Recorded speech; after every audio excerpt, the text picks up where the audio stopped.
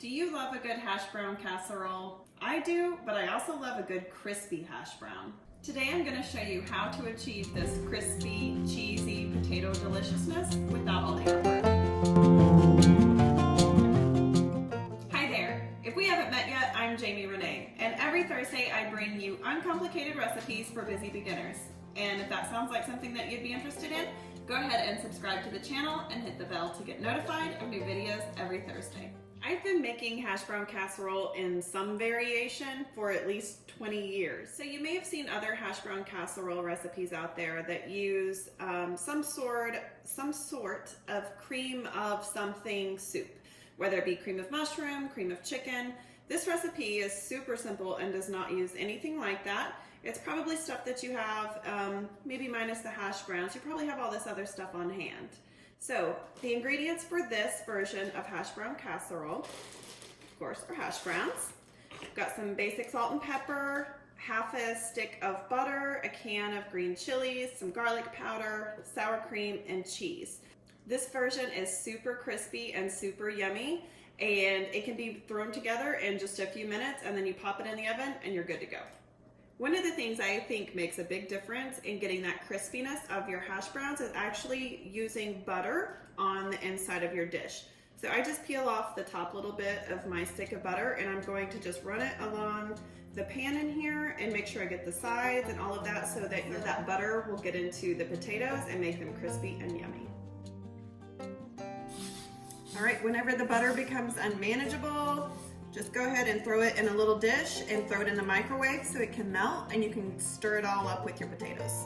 Okay, so this is so easy that we are not even gonna pour everything into a bowl. I have 4 cups of hash browns.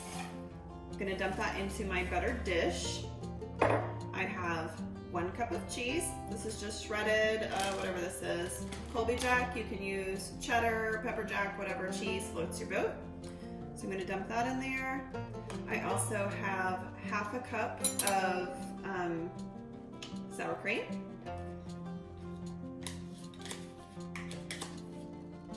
And I have a small can of green chilies. I'm going to dump all that in. I'm going to grab the butter from the microwave and we are going to stir all that up. I also have half a teaspoon of garlic I'm going to add, and got my butter. I'm going to pour it over the top. We're going to stir all that together. All right, as you can see, I have everything stirred together really well within the pan and I have it pressed down evenly. I did want to mention that this is a 13 by 9 pan. Even though we're only using like half a bag of hash browns, the key to getting these crispy is how you spread them out. So 13 by 9 pan, half a bag of hash browns, stir everything up and then press it down on the sides, and now we're gonna pop it in the oven.